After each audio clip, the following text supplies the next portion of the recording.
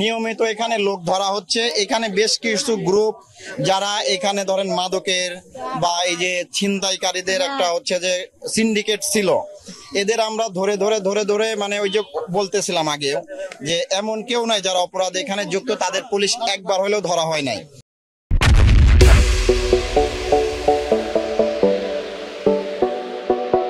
আমরা তাদের বারবার ধরেছি, তারা আবার আইনি মাধ্যমে বের হয়ে এসে আবার অপরাধের সাথে যুক্ত হয়েছে।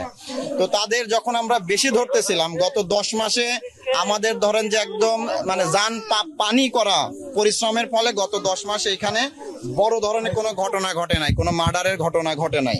দুঃখজনকভাবে আজকে যেটা ঘটেছে, তো আমাদের এখানে এসে বা আমরা যে ইন্টেলিজেন্সের মাধ্যমে জানছিলাম যে এই যে সিন্ডিকেট গুলো যারা ছোট ছোট ভাগে বিভক্ত ছিল, এরাই তো এক গ্রুপ আর এক গ্রুপের বিরুদ্ধে তথ্য দিয়ে এদের আমাদের ধরাই দিছে।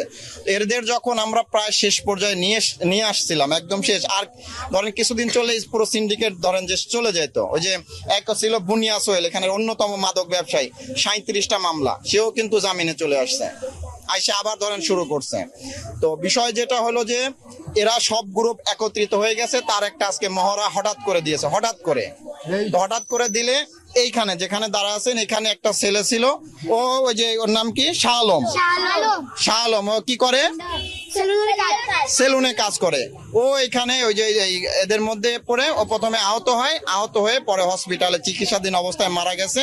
পরে আমরা সাথে সাথে এখানে আসার পরে একজনকে চাপাতি সহ ধরা হয়েছে, একজনকে ফয়সাল নামে, তাদের আমাদের হেফাজতে আছে। হ্যাঁ, ফয়সাল কি করে জানো নাকি? আচ্ছা, ওরা হয়তো চিনে না, মারামারি করে, তো এই জন্য ধরা হয়েছে। আর গতকাল একটা বিস্ফোরক মামলা হয়েছে এদের বিরুদ্ধে, আজকে একটা মার্ডার মামলা। আর আমরা যৌথ বাহিনী, র্যাব তাদের হচ্ছে যে সহযোগিতা চেয়েছি, তারা আমরা আরো এখন অভিযানের মাত্রাটা আরো বাড়বে। আপনারা জানেন যে আমার মোহাম্মদপুর থানায় 150 থেকে 200 পুলিশ, মানুষ 15 লাখ।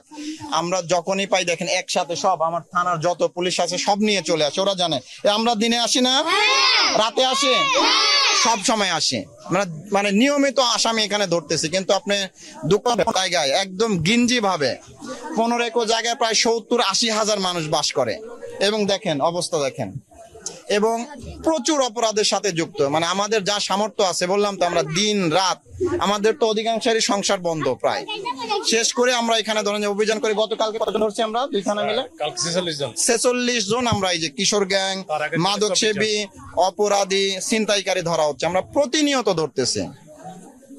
এরপরেও ধরেন যে একটা দুঃখজনক ঘটনা ঘটে গেছে, এই জন্য আমরা আরো অভিযান চলবে। এই যে নামগুলো আমরা বললাম, বেশ কয়েকজনের নাম উঠে আসছে যারা এটার ধরেন যে মাস্টার মাইন্ড। সুয়া সেলিম, বুনিয়া সোহেল, পিচ্চি রাজা, তারপর আর কে আছে? সুয়া সেলিম তো বললামই, ওই তো বুনিয়া সোহেল। এই যে 4-5টা গ্রুপ, এই গ্রুপগুলো এক হয়ে গেছে। আরেকটা সান্নু আছে না, সান্নু একজন আছে না, এই যে এটার সাথে যুক্ত। এদের আমরা ধরেন প্রত্যেকের বিরুদ্ধে অসংখ্য মামলা আছে, অসংখ্য বার এদের ধরা হয়েছে, কিন্তু তারা ওই যে আইনি প্রক্রিয়া বের হয়ে আসে, আবার যুক্ত হয়ে আমরা আবার ধরবো, আবার তাদের বিরুদ্ধে কঠিন অ্যাকশন নেওয়া হবে। আচ্ছা, এখানে যে কিছুদিন পর যে সংঘর্ষের ঘটনা ঘটতেছে বিভিন্ন গ্রুপে, এই মূল কারণটা আসলে কি বলে মনে করছেন আপনি? এর একটা বড় কারণ আমি বলি, বড় কারণ একদম খুলেই বলি, এই গ্রুপগুলোর মধ্যে আমরা নিজেরা একটা দ্বন্দ্ব লাগায় রাখছিলাম যে এক গ্রুপ আর এক গ্রুপ। আমাদের তথ্য দিত, জানেন কিছুদিন আগে এখানে প্রায় 2.5 কোটি টাকার মতো ধরা হয়েছে, আমাদের অভিযানে যৌথ বাহিনীর মাদক সহ আসামি সহ ধরা হয়েছে। গ্রুপগুলোর মধ্যে তখন মানে অবিশ্বাস আরো বেড়ে যাওয়ার পরে তারা, আমরা যতদূর জেনেছি যে তারা তখন ওই যে এক গ্রুপ আর এক গ্রুপকে দোষারোপ করে যে এরা পুলিশকে তথ্য দিচ্ছে আমাদের ধরে। পরে সামহাও কোনো একভাবে হয়তো তারা নিজেরা একত্রিত হয়ে আজকে একটা শোডাউন দিছে।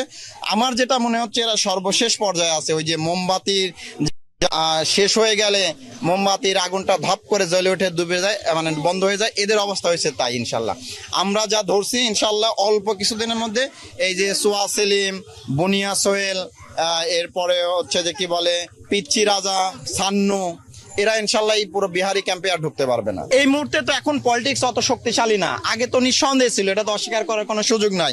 আপনি জানেন যে বিহারি ক্যাম্পে ভোটাধিকার দেওয়া আছে, এখানে প্রায় 20-25 হাজারের, এই 25-30 হাজার ভোটার আছে না, ভোটার আছে, এটা ভোটের একটা রাজনীতি ছিল। আবার অত্র অঞ্চলের আমরা যেটা এখানে এসে জেনেছি, আমি তো 6 মাস মানে এখানে আগে সবার অস্ত্র মজুত রাখতো, এখানে যারা হানাহানি করতো রাজনৈতিক ভাবে হোক, সন্ত্রাসী গ্রুপ এইখান থেকে অস্ত্র সাপ্লাই নিত, এখানে আবার অস্ত্র জমা রাখতো, দুনিয়ার জায়গায় অপরাধ করে এখানে এসে আপনি এখানে ঢুকলে বুঝবেন যে এখানে আপনি যদি একটা হাতিও লুকায় রাখেন আপনি খুঁজে পাইতে 3 দিন সময় লাগবে, কারণ এমন ভাবে কানেক্টেড।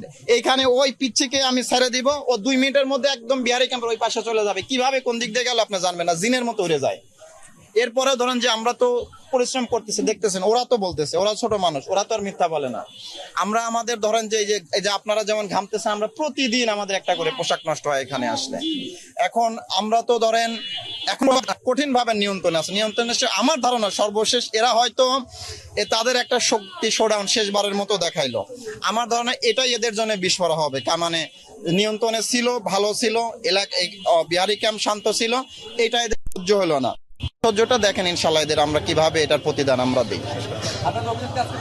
না অভিযান শেষ কি, অভিযান তো রেগুলার চলে, আর এখন আরো অভিযানটা আরো কয়েক গুণ বাড়বে। একেবারে যৌথ বাহিনীকে আমরা অনুরোধ করেছি, ব্র্যাবকে অনুরোধ করেছি, আমাদের পিবিএন আসবে, দরকার হলে আরো যেখান থেকে আসা লাগে গোয়েন্দা আরো বাড়বে, মানে বহু গুণ বাড়বে, আরো কয়েক গুণ বাড়বে এটা। For more updates, follow us on Facebook, subscribe our YouTube channel, get the latest update on www.daily-sun.com.